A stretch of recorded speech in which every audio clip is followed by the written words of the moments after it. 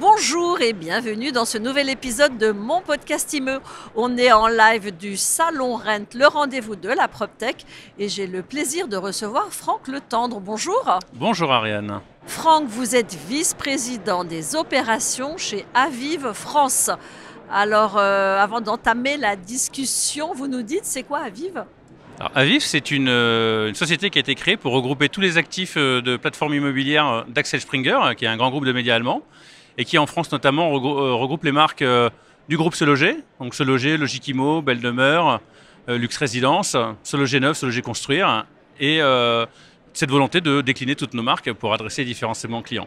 Et plus récemment, Meilleurs Agents, qui est rentré dans le groupe en 2019. Qui fait donc de l'estimation. Qui est sur la partie estimation. Voilà, c'est un groupe qui comprend un peu plus de 1000 personnes en France aujourd'hui, un peu plus de 2000 personnes au total en Europe. Et on continue de se structurer pour garder notre position de leader dans la PropTech. Alors, comment est-ce que vous accompagnez les professionnels de l'immobilier ? Alors, on les accompagne de plusieurs manières.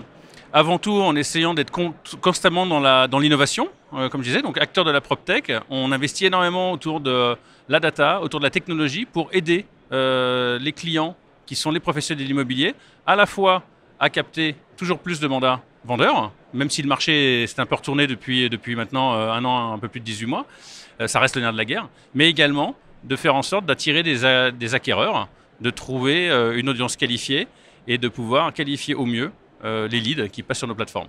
Alors le marché, il est ce qu'il est, pour éviter de dire qu'il est en crise et que la crise risque de durer encore au moins quelques mois.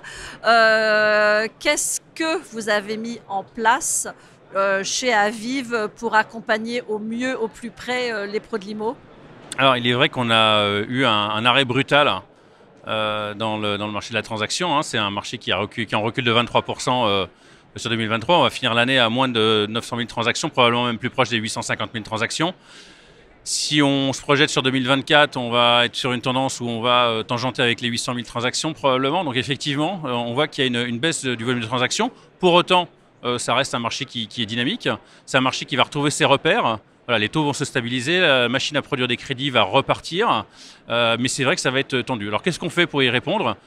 Encore une fois, à travers l'innovation. Donc, on a lancé cette année le produit Ultimo, qui permet de réunir le meilleur des deux mondes, de Meilleurs Agents et de Se Loger, pour pouvoir toujours plus qualifier de leads, qu'ils soient acheteurs ou vendeurs, et surtout investir et capitaliser sur notre audience. C'est plus de 40 millions de visites par mois sur nos sites, et c'est une mise en relation avec un professionnel toutes les 2 secondes. Et donc, c'est cette machine-là qu'on veut continuer d'alimenter. Et voilà. Et donc on a plusieurs dispositifs. J'ai parlé d'Ultimo. On l'a fait également sur le neuf avec NeoExtend qui est sorti pour aider les promoteurs immobiliers dans la mise en avant de leur programme. Et puis aussi on a ouvert la plateforme aux particuliers pour capter une part de marché qui nous échappait et qu'on n'était pas capable de rediriger vers nos clients qui sont les professionnels.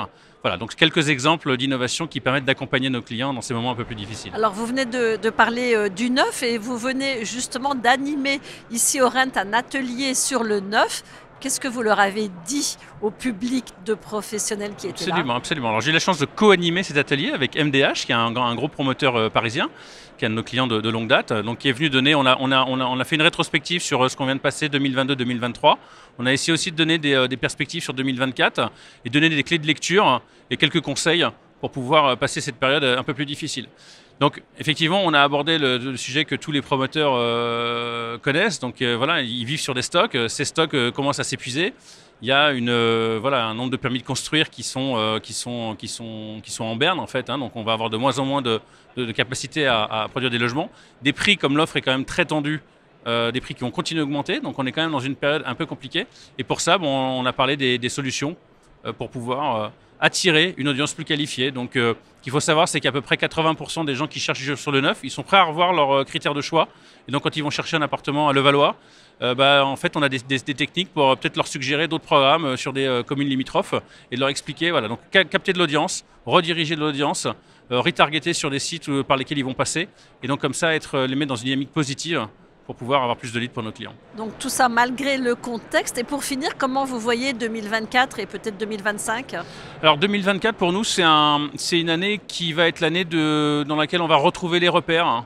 en 2023, au-delà de l'arrêt brutal que la profession a connu, je pense que ça a surtout été l'année où tout le monde a perdu ses repères. Les professionnels, les particuliers, les acheteurs, les vendeurs, des vendeurs qui étaient restés sur des prix post-Covid, des acheteurs qui se sont retrouvés sans capacité de financement pour leurs projets, des professionnels qui n'ont pas compris ce qui se passait globalement, en tout cas qui n'avaient pas anticipé cet arrêt brutal dans les transactions. Et donc pour 2024, on est relativement confiant dans la mesure où voilà, il va y avoir peut-être un rééquilibrage entre les acheteurs et les vendeurs. Les gens vont se rendre compte que finalement, ce n'est pas si dramatique que ça d'emprunter à 4%.